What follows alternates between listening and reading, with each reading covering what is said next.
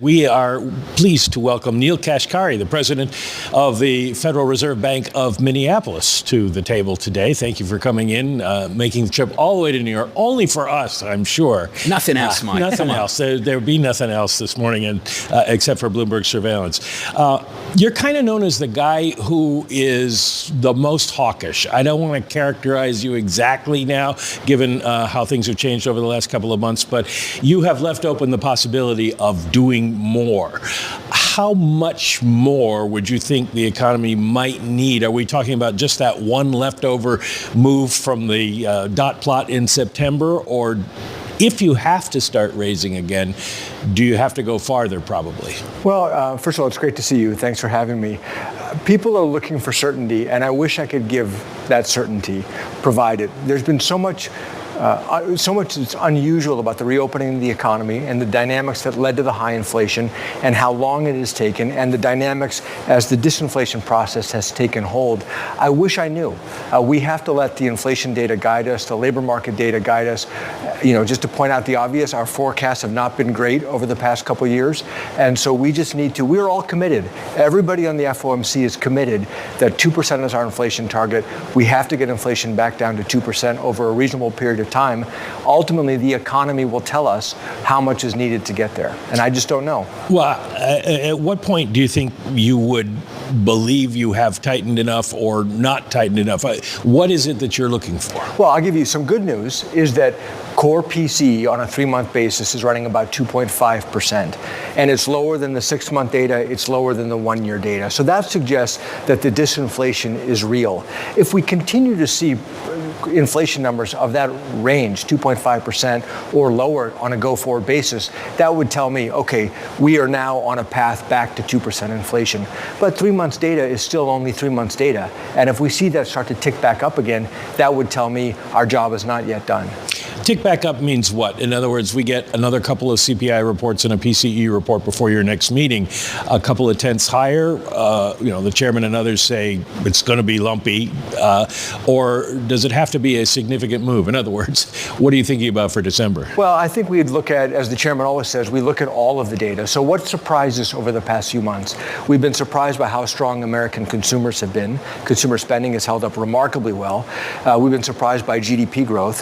When activity continues to run this hot, that makes me question, is policy as tight as we assume that it currently is? So if you saw inflation tick back up and you saw continued very strong economic activity on the real side of the economy, that would tell me, okay, we might need to do more. So it's hard for me to say this one data point needs to be here. I would be looking at the suite of data. Did we outsource doing more to financial markets in the last week? Have we outsourced doing more to financial markets? This is a very complicated question on what has been driving the long end of the yield curve. Some people point to term premium, and I always joke that term premium is the economist version of dark matter. It's the residual of all the stuff we can't explain. It's not that our models are wrong, it's the dark matter is out there. So that's the term premium, and some people say, well, that's driven by fiscal. If it was fiscal driving the term premium, I would have expected to see a weak dollar. Usually when investors are worried about a country's fiscal position, their currency weakens. Our currency has been quite strong. It makes me wonder, is it really fiscal driving the term premium? Another possibility is the path of policy over the next few years. That could explain both the stronger dollar and the weaker stock market going into the last meeting.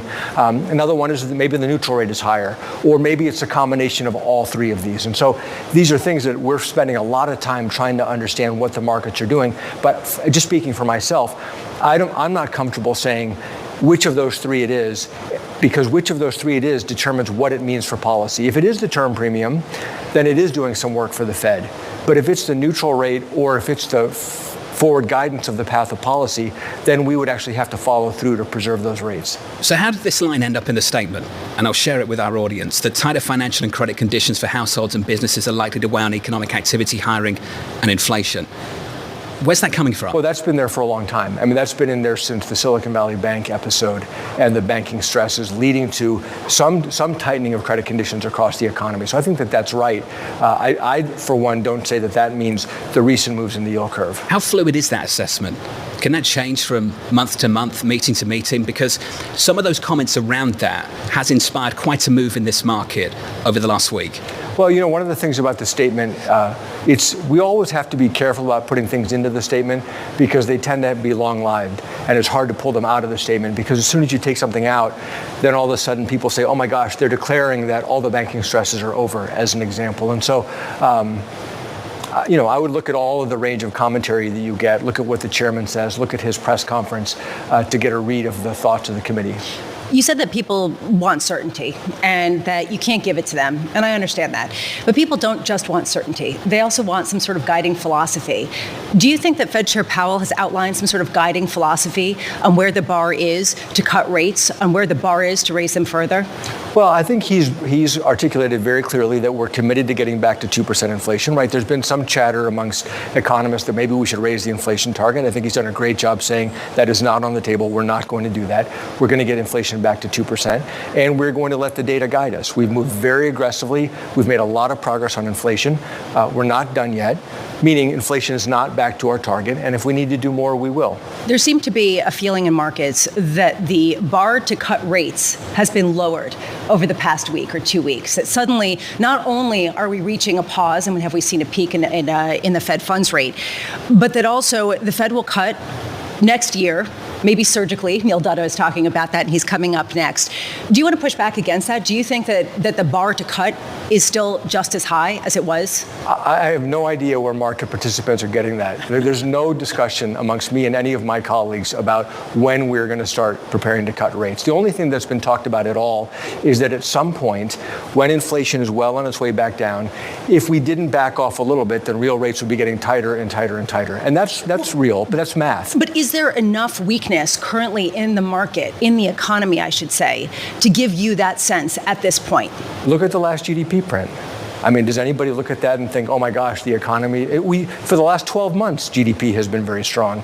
The labor market continues to be quite robust. Yes, the unemployment rate has ticked up to 3.9%, but we've also seen a huge surge of labor supply, which is really positive, come online. So I'm looking at this, I'm seeing consumers that are strong.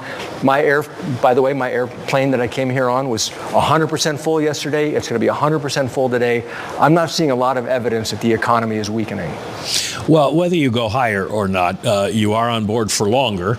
And so you must have modeled out some idea of how long you would need to leave rates unchanged before you could get down to a level low enough that you could take your foot off the brake a little bit.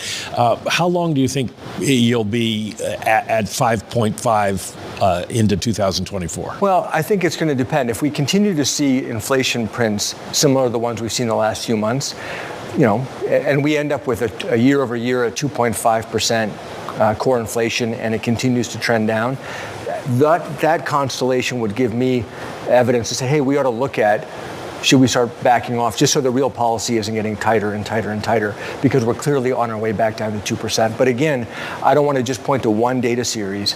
We will be looking at the suite of data to try to get a read of where the economy is headed. Well, not just data. You talk to businesses in your district all the time. What are they telling you now about their view of growth and hiring and pricing going forward? It's moderating. So the labor market is still tight in my district. People, especially in the Dakotas, really have a hard time finding workers. But in Minnesota, it's still a tight labor market, but it's not as tight as it was 6 months ago. It's not as tight as it was a year ago. So that kind of maps to the national data that we're seeing of a gently cooling labor market, but one that's still very, very warm. Same thing with economic activity. Depending on the sector, they're saying, hey, we feel pretty good about things. We're a little cautious about the future. Obviously, they watch the news. They read the news. There's a lot of economic anxiety that is reported on that people factor that into their own thinking and their own business planning. So I think the outlooks are still optimistic, but it's cautious optimism. Well, are they still raising prices or think they need to? So it's funny, they still by and large have some pricing power, more than they had before the pandemic, but not as much pricing power as they had 6 months or a year ago. Can we finish on housing? Sure. In the space of 3 years, we've had record low interest rates and the highest rates in several decades. Is this housing market broken? Well, I think since the pandemic, we have structurally underbuilt the number of units that we need to meet our growing population. And that's the factor. And that's really about regulation at the local level that are creating barriers to more supply coming in. The rate environment will settle out over time. But structurally, we have to actually bring a lot more supply online to meet Americans' needs. You say over time, but it could be like 20, 30 years. I think this is the issue here. The legacy of this FOMC could well be a generation of people locked out of the housing market. Why do you say that? There could be a generation of people with 2-3% mortgages that never sell their home. Yeah, I don't know. People end up needing to move. It's funny, when people don't sell their home because they're locked into a low mortgage, that's less supply, but that's also one less buyer. Most people who buy homes are leaving another home, and so that affects both the supply side and the demand side of the housing market. Which is why I said a generation locked out, because I'm renting and can't buy. So I'm not selling anything. Yeah. And that's the generation I'm talking about. That generation specifically. Are you concerned that could be the legacy of this FOMC? No, I think the legacy of this FOMC is that we've dealt with the pandemic very aggressively. Then we were surprised by very high inflation, but then we moved very aggressively to bring the inflation back down. I want to ask you about a story on the Bloomberg terminal today about all the financial CEOs from the U.S. over in Hong Kong sounding very dour and down about the prospects for the economy. They suggest that things are pretty fragile right now, both in the economy and the markets, given everything that's going on around the world and in the shadow banking system as well as theirs. How worried are you? Well, I mean, we're always worried about things that can happen all around the world. We've got teams of people looking at different scenarios around the world. Ultimately, we have to focus on what we can control. Geopolitics, when Hamas attacked Israel, the first thing we thought of is what's it going to do to the oil market? What's it going to do to commodity prices? Remarkably, the response so far has been muted, but that's something we're obviously paying close attention to. But the broader geopolitical issues are just so far outside of our bounds of forecasting. We have a hard enough time forecasting inflation, trying to forecast where geopolitics is going. We just have to focus on what we can control. Oil prices dropped, Bramo. I mean, that's the crazy thing about the last month, isn't it? It doesn't make any sense. And this is the reason why trying to get it right is just impossible. And then trying to get the idea of a Fed put and whether they're going to respond. I'm just saying, people are talking about that now. So, We've been talking about it in the last few hours. Yes, this morning on this program. Neel, always a pleasure. Thank you, for sir. having me. Neel Kashkari, the Minneapolis Fed president, alongside Bloomberg's Michael McKee.